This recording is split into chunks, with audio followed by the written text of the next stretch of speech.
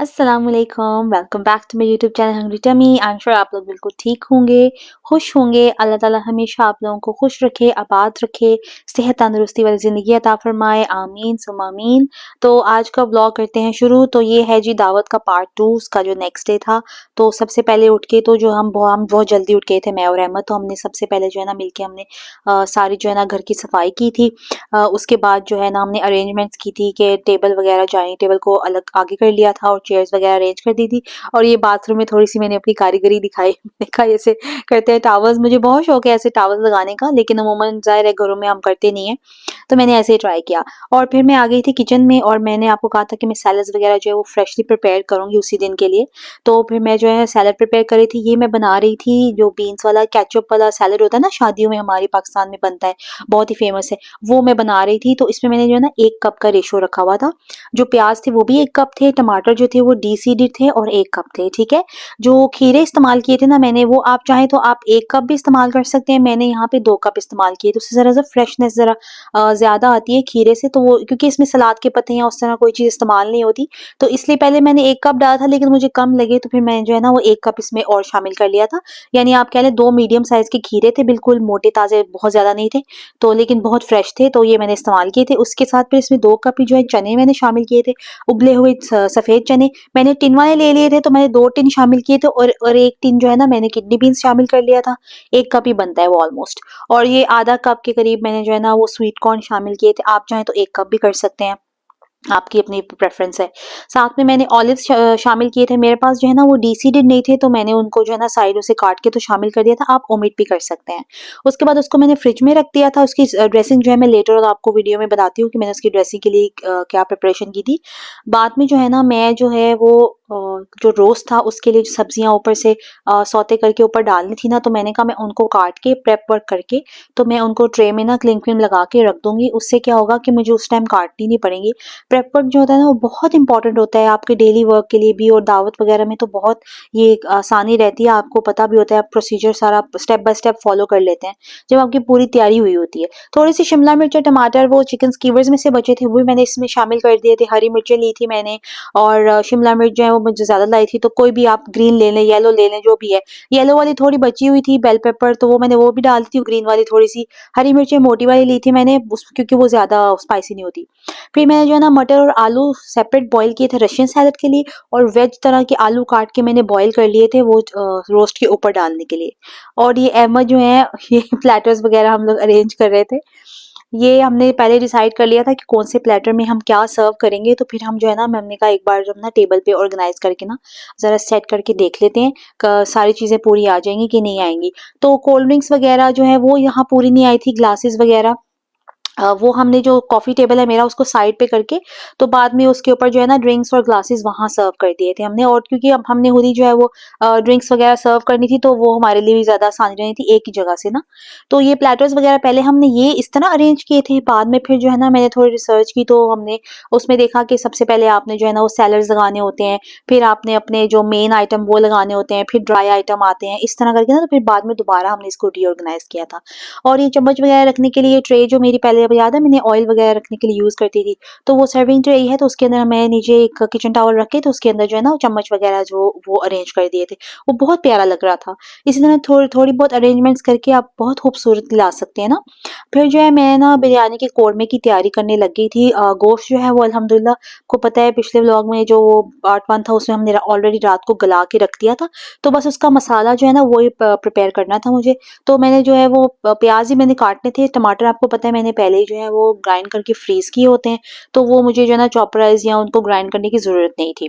तो बिरयानी का वही जैसे नॉर्मल जो मैं जैसे बनाती हूँ मैं वही बना रही थी, डिफरेंट बिरयानी नहीं बना रही थी। वही मसाला जो है प्याज़ ब्राउन हो गए थे, तो उसके अंदर मैं लहसुन अदरक का पेस्ट और अपने जो है ना सारे मसाले वो भी ऐड किए थे। पहले मैंने टमाटर ऐड कर दिए क्योंकि मेरे टमाटर फ्रोज़न होते हैं, तो उनको ज़रा लिक्विफ़ाई होने में टाइम लगता है, तो मैंने इस तरह डाल के ऊपर लिड दे दी थी। तो जब वो हो गए थे फिर उसके बाद जो है उसमें मैंने सारे स्पाइसेस ऐड किए थे।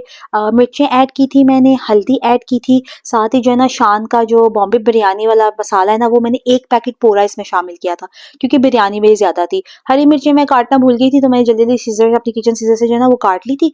बाकी सारा कश्मीरी लाल मिर्च, धनिया पाउडर, ज़ीरा पाउडर, गरम मसाला, काली मिर्च, कुटी लाल मिर्च भी शामिल की थी मैंने।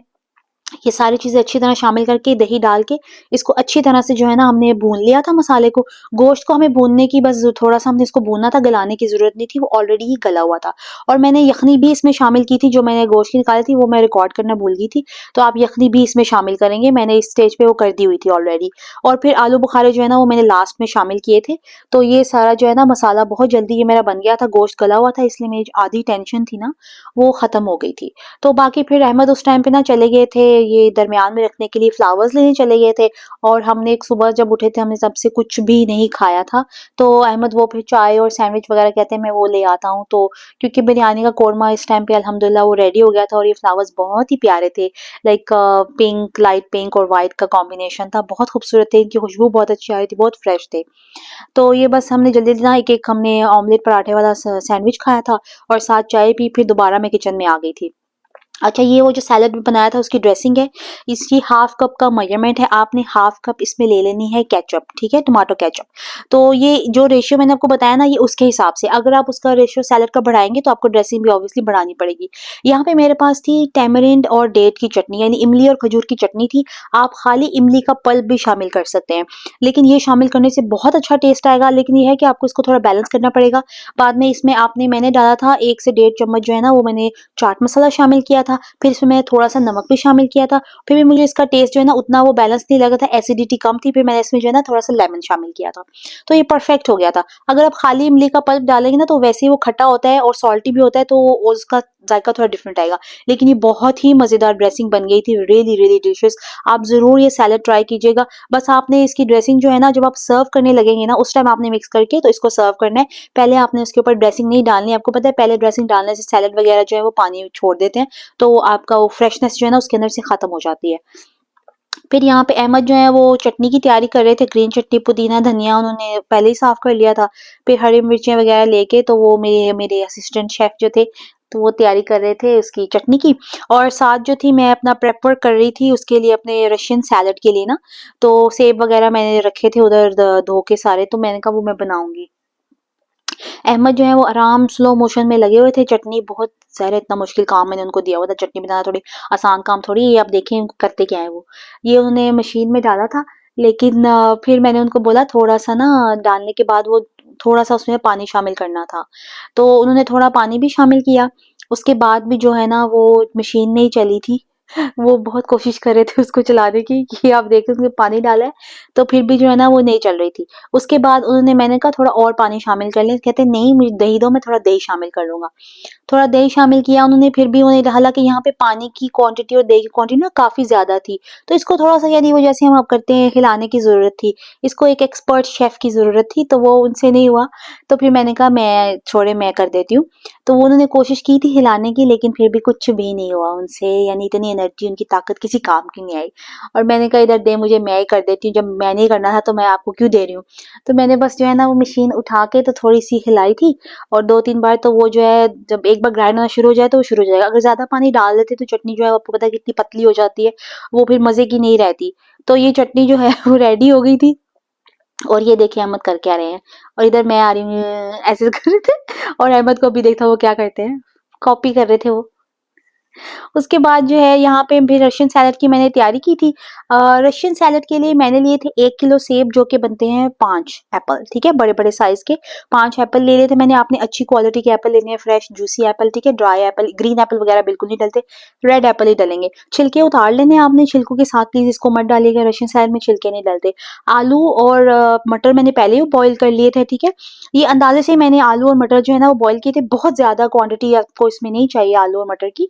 यानी कि मीडियम क्वांटिटी कह लें, सेब ज़्यादा होने चाहिए और आलू आप कह लें मैंने 2 बड़े साइज़ के आलू लिए होंगे और 1 कप मटर लिया होगा, इस तरह से ना।